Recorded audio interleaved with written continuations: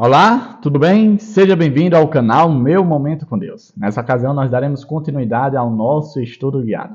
Durante toda essa semana, nós estamos abordando aí o tema sobre o discipulado, assuntos que estão envolvidos ali, a forma como Jesus preparou os seus discípulos para as cenas que estariam para entrar e também para o mundo em si, quando eles estariam ali sem a presença de Jesus e deveriam o representar para todo mundo.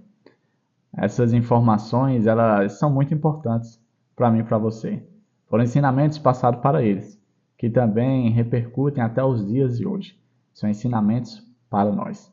Por isso é tão importante que você permaneça no vídeo até o fim, que você esteja aqui presente todos os dias, porque são lições, aplicações, reflexões que vão falar diretamente com cada um de nós. Hoje nós vamos dar prosseguimento ao nosso estudo, é o estudo de segunda-feira. Mas antes da gente abordar o tema, ver qual é o contexto bíblico que será explanado, eu quero convidar você, que está aqui comigo, a fechar seus olhos, para nós fazermos uma oração e logo em seguida irmos para o nosso estudo guiado. Vamos orar então? Senhor Deus, estás nos céus, muito obrigado, Pai, por mais uma oportunidade de poder meditar na Tua palavra, de poder estudar. Isso é uma bênção, Pai, para nós, porque esses Teus ensinamentos, eles percorreram longos anos e foram preservados mediante a Tua vontade, mediante o Teu querer, o Teu poder restaurador. Nós temos acesso a tais conteúdos e o nosso coração se enche de alegria, porque cremos pela fé que é a Tua palavra falada diretamente a nós. E nós queremos viver essa Tua palavra, Pai. Então, que o Teu Espírito Santo nos ensine, nos apresente a Tua verdade, de maneira clara, de maneira objetiva e concisa. Fica conosco, Pai. Perdoa os nossos pecados. Nós te pedimos isso no nome poderoso de Jesus Cristo. Amém. Pois muito bem, o tema do nosso estudo, como você já deve ter visto aí no título do vídeo, é o custo do discipulado. Hoje nós vamos abordar aí o verso, o contexto do verso que foi apresentado ali no dia de sábado, o verso para memorizar. Então, eu quero convidar você a abrir aí a sua Bíblia, no Evangelho de Marcos, no capítulo 8, nós vamos ler ali do verso 31 ao 38, que diz assim, ó. Então ele começou a ensinar-lhes que era necessário que o Filho do Homem sofresse muitas coisas e fosse rejeitado pelos líderes religiosos, pelos chefes dos sacerdotes e pelos mestres da lei, fosse morto e 3 dias depois ressuscitasse. Ele falou claramente a esse respeito. Então Pedro, chamando-o à parte, começou a repreendê-lo. Jesus, porém, voltou-se, olhou para os seus discípulos e repreendeu Pedro, dizendo: Para trás de mim, Satanás. Você não pensa nas coisas de Deus, mas nas dos homens.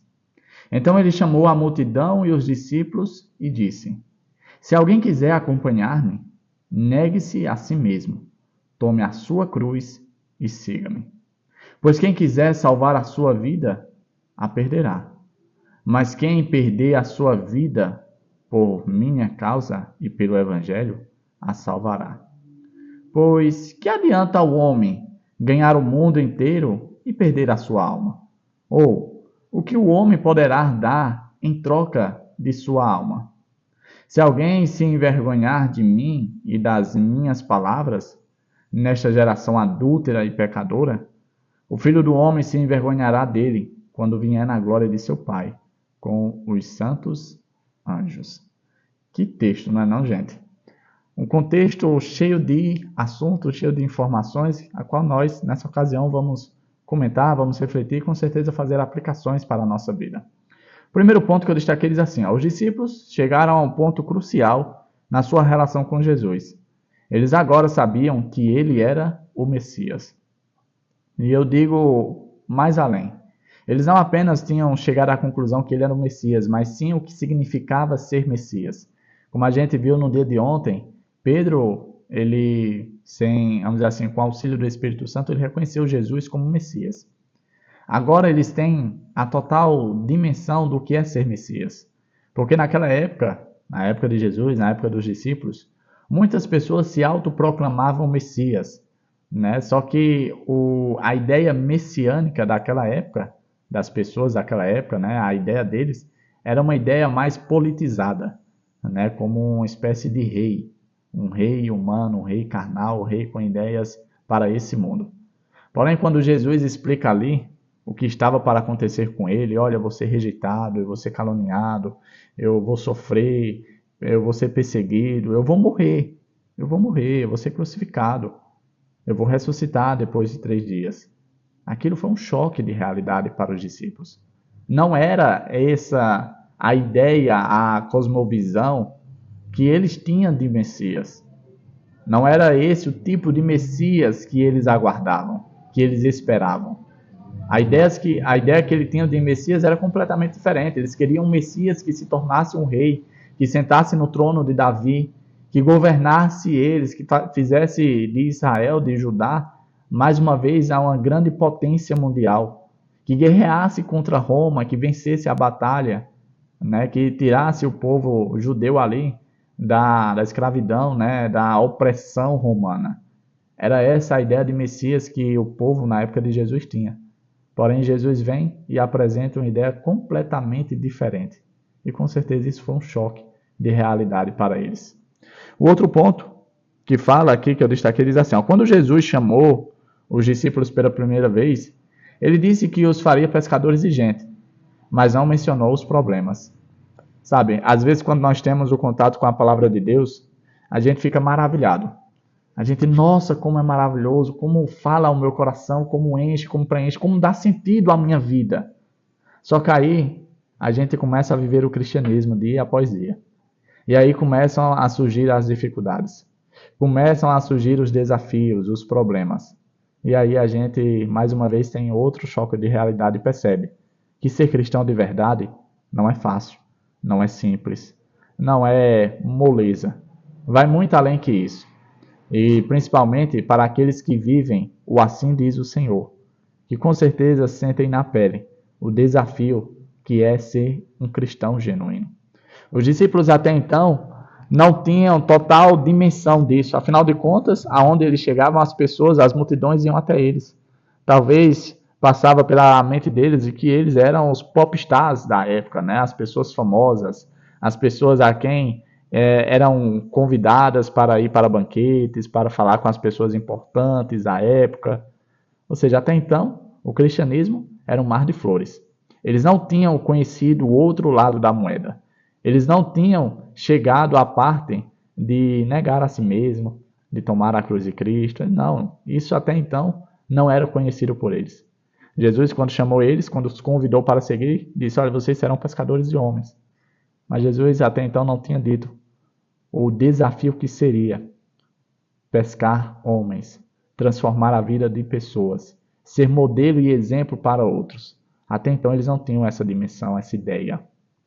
E aqui a gente avança no nosso estudo e vai para a parte que, podemos dizer assim, chocou muitas pessoas quando leram esse contexto, que foi a parte em que Pedro é repreendido. Diz assim, ó, foi uma notícia chocante. Pedro, que havia acabado de confessar que Jesus era o Messias, chamou de lado e o repreendeu por dizer essas coisas. Aquele discurso de Cristo não era um discurso popular como um discurso que ele fazia em outras ocasiões passadas. E Pedro viu que aquele discurso, aquela pregação, aquele momento de fala de Cristo poderia suscitar ali uma revolta entre as pessoas, entre a multidão que estava ali ouvindo ele. Eu imagino que Pedro, se comportando como um assessor de Cristo, né? Como uma pessoa ali que acreditava ele ter o controle sobre as coisas, chegou para Cristo e disse, olha, evita esse tipo de discurso, evita essas palavras, as pessoas não vão gostar, elas não vão vir mais buscar o Senhor, elas não vão querer mais estar na presença do Senhor, porque não é esse o tipo de Messias que elas buscam um Messias que possa o representar, que possa os livrar do jugo romano, que possa trazer uma solução para os seus problemas. Essa ideia aí de um Messias que vai morrer, que vai sofrer, que vai estar nas mãos dos seus algozes, não é um discurso legal. Ali Pedro repreende Jesus. Isso a gente pode até pensar, como assim um discípulo repreendendo um mestre? Que ousadia de Pedro, para você ver o quão distante os discípulos estavam do ideal do céu. E às vezes a gente fica pensando, se cobrando muitas vezes de nós, né? De tipo, nossa, como eu estou distante, como eu sou aquilo e aquilo outro. Os discípulos andavam com Jesus. E a gente vê a dificuldade que eles tinham de entender Jesus. Quanto mais nós, que muitas vezes temos poucos momentos aqui na presença e na exposição de Jesus. Bom, eles que tinham uma exposição direta e constante tiveram essa dificuldade, quanto mais nós. Por isso eu e você devemos buscar cada vez mais, procurar cada vez mais a presença de Deus por meio dos estudos da palavra de Deus. Pedro foi repreendido. Jesus voltou. Interessante que Jesus não repreendeu Pedro em particular, mas sim em público. Por quê? Porque provavelmente, e eu afirmo isso categoricamente, provavelmente aquela opinião não era apenas de Pedro. A diferença é que, você sabe, Pedro era um pouco estabanado, né? Ele não tinha muitas papas na língua e não tinha, vamos dizer assim, vergonha de expor o seu pensamento. Os outros poderiam estar ali receosos de querer repreender Jesus, algo do tipo. Mas provavelmente essa era a ideia de todos. Por isso, quando Jesus faz a repreensão a Pedro, ele faz em público. Porque por mais que a repreensão fosse direcionada a Pedro, seria uma repreensão para todas as pessoas que tinham uma ideia equivocada, que tinham uma ideia semelhante à de Pedro. E qual foi a repreensão? Afasta de mim, arreda de mim, para trás. Está repreendido, Satanás. Porque as palavras de Pedro iam contra as ideias do plano da salvação. A gente sabe que o plano de Satanás, porque Satanás tem um plano, o plano dele é matar, roubar e destruir. Ou seja, Satanás não quer nada de bom comigo e com você. E quando Pedro tece aquela repreensão, Pedro estava tentando, vamos dizer assim, dissuadir Jesus a voltar atrás no plano da salvação, a deixar de lado, a viver uma realidade humana, terrena e temporal. Exatamente isso que Satanás muitas vezes coloca na minha e na sua mente. De tipo, aproveite o momento. A vida é só uma. Viva o agora. Viva o momento. Aproveita ao máximo. Que negócio de igreja? Vá viver a vida. Que negócio de Bíblia? Faça o que você gosta, o que você quer, o que der na telha. É isso que Satanás coloca na nossa mente. Mas a gente deve repreender. A gente deve fazer igual Jesus disse ali a Pedro, quando ele veio com as ideias tortas. Para trás, Satanás. Aqui você não tem espaço, aqui você não tem vez. Aqui o que impera é a vontade de meu Pai, a vontade de Deus. E eu vim fazer a vontade de Deus. Um outro ponto que eu destaquei diz assim, as palavras de Pedro, olha que interessante, viu? Esse textozinho aqui, ó. As palavras de Pedro não eram para ajudar e consolar Jesus na grande prova que estava diante dele. Pedro não estava interessado em consolar, em confortar, em, vamos dizer assim, animar o Espírito de Jesus para a grande prova que ele iria enfrentar. Não era essa a intenção. A intenção de Pedro era, desiste disso, mestre. Desiste disso porque não é isso que nós queremos. Não estavam em harmonia com o plano divino de graça para com o mundo perdido, nem com a lição de sacrifício que Jesus viera ensinar com seu exemplo. Naquele momento, Pedro ele se deixou ser usado por Satanás. Davi ele estava possuído? Existem vários tipos de possessões. Podemos dizer que sim, né? Satanás não estava completamente no controle, mas naquela ocasião Pedro se deixou usar a boca para as ideias satânicas de Satanás, de tipo, deixa disso de lado. O ser humano não merece o teu sacrifício. Para que se sacrificar? Para que morrer? Nós precisamos refletir nessas atitudes. Porque toda vez que alguém quer fazer a vontade de Deus, e eu e você nos colocamos em sinal de oposição, de tipo, para que isso? Isso é exagero, isso é demais, isso é loucura. A gente se deixa ser usado por Satanás. Porque tudo que nós pudermos fazer para agradar a Deus, para fazer a vontade de Deus, para andar de conformidade com o seu querer, é bem-vindo, é louvável, é honrável diante de Deus. Mas se nós estamos atrapalhando o processo de santidade das pessoas, se nós estamos atrapalhando o plano de santificação, de redenção, de graça, nós estamos atuando igual Pedro. Ou seja, estamos sendo usados por Satanás. Por isso que Jesus disse, para trás, Satanás. Um outro ponto que eu destaquei, diz assim, os seguidores de Jesus são chamados a ter o mesmo objetivo que ele, tomar a cruz e segui-lo. E aqui entra um ponto bastante interessante, porque é nessa parte do contexto em que eu defino o cristianismo. Como assim, Davi? Você quer saber qual é a definição de ser cristão? O que define uma pessoa, se ela é uma verdadeira cristã ou não? Ou se ela é uma cristã de fachada apenas, né? De aparência? É exatamente esse ponto. Jesus diz, olha, todo aquele que quiser andar nos meus passos, quiser ir além dos meus passos, né? Continuar a minha jornada, a minha caminhada, ele deve fazer duas coisas. Quais são essas duas coisas? Negar a si mesmo, tomar a sua cruz e seguir. Essas duas coisas, negar a si mesmo é a primeira. A segunda, tomar a cruz e seguir. O ponto de negar a si mesmo já é algo completamente difícil. Porque nós, principalmente na geração em que vivemos, nós queremos que nossas vontades sejam aceitas, sejam contempladas, sejam vistas, sejam feitas. Quer ver uma briga, quer ver vamos dizer assim, um movimento, uma convulsão? Negue a vontade de qualquer pessoa. As crianças já estão crescendo dessa forma.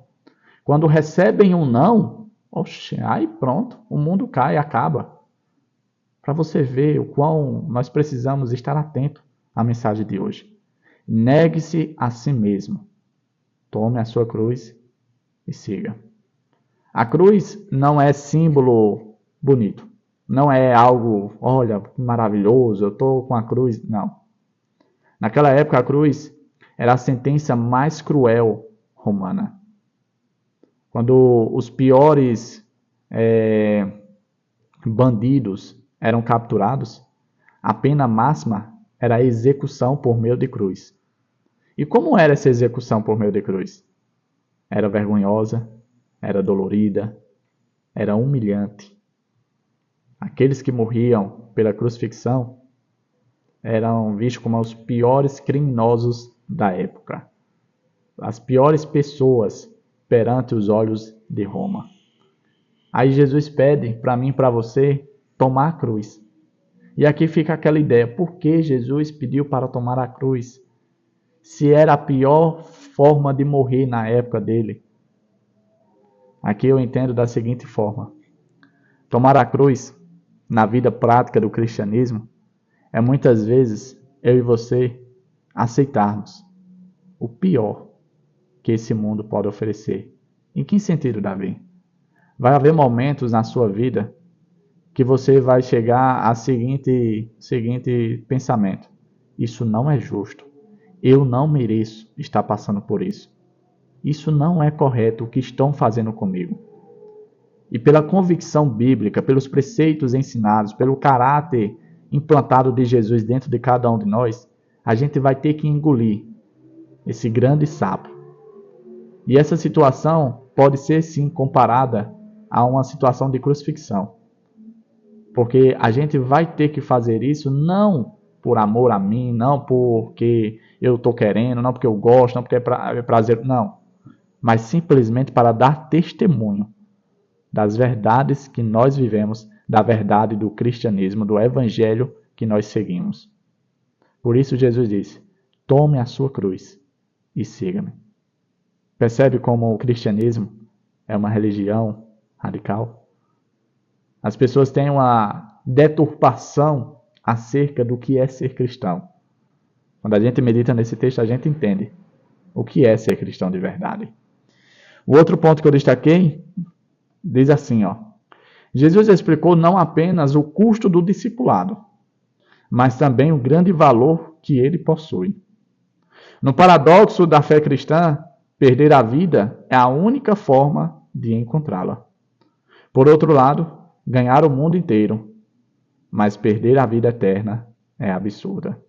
Você quer ganhar a vida verdadeira, a vida de fato? Porque essa vida que eu e você vivemos não é a vida que Papai do Céu planejou para nós. A vida de fato, a vida perfeita, a vida sem morte, sem dor, sem doença, sem nenhuma deficiência, a vida de fato, a perfeita, a que eu e você queremos, não se encontra nesse mundo.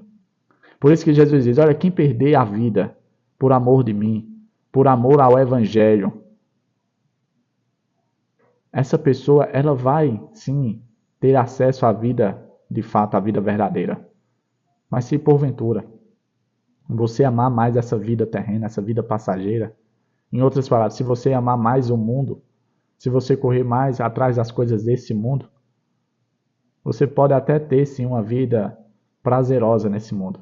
Mas fique certo de uma coisa, você não vai, no fim da linha, encontrar a vida que você tanto almejou durante toda a sua existência. E aí Jesus até complementa e fecha com o seguinte pensamento: pois todo aquele que se envergonha de mim, ou se envergonha do meu evangelho, ou se envergonha dos meus ensinamentos, da forma como eu peço para que vivam, se você tem vergonha disso, você está numa situação muito delicada. Porque se você permanecer nessa situação, o que vai acontecer é, quando eu voltar em glória, na glória de meu Pai, com os santos anjos comigo lá nos céus, eu também terei vergonha de você. Afinal de contas, você teve vergonha de mim. Eu fecho o estudo de hoje com o seguinte pensamento do missionário Jim Elliot. Ele expressou isso no dia 28 de outubro de 1949. Ele disse assim, não é tolo aquele que abre mão do que não pode reter para ganhar o que não pode perder. Entendeu? Não? Eu vou repetir. Não é tolo aquele que abre mão do que não pode reter para ganhar o que não pode perder. O que ele está querendo dizer é o seguinte: você não pode reter a vida. Você não pode perpetuar a vida. Então abra mão dela. Não se apegue a ela. Não se apegue a ela, porque ela é como um vento. Como disse Salomão, é vaidade, é um sopro. Ora está aqui, ora já passou. Por que você não é um tolo se você abrir mão dessa vida temporal que nós temos? Porque quando nós abrimos mão dessa vida, com certeza nós vamos no final da nossa jornada encontrar aquilo que tanto queremos. Sim, nós iremos encontrar a vida em Cristo Jesus. Chegamos ao fim de mais um estudo guiado. Hoje nós abordamos o tema, o custo do discipulado. Esse custo é um custo grande, se formos olhar. Mas eu quero te dizer o seguinte: Jesus não pede nada demasiado grande para mim e para você que Ele mesmo não tenha feito. Se Ele está pedindo para mim e para você, para que a gente perca essa vida, para que a gente entregue as nossas vontades, as vontades mundanas, que deixe para lá e sim viva o Evangelho na sua simplicidade e humildade, não é porque Ele está pedindo algo que Ele não tenha feito, porque, na verdade, Ele fez tudo isso. Ele deu o exemplo para mim e para você. A única coisa que Ele pede para mim e para você é: continue andando nos meus passos. Continue fazendo o meu exemplo. Porque todo aquele que faz, todo aquele que continua nos meus passos, todo aquele que segue o meu modelo, eu posso sim confirmar, é um verdadeiro cristão. E eu espero que eu espero também que você seja um verdadeiro cristão, um cristão genuíno. Papai do céu nos abençoe, nos proteja de todo mal e que Ele nos traga novamente aqui amanhã para darmos continuidade ao nosso estudo guiado. É isso? Até a próxima e tchau, tchau.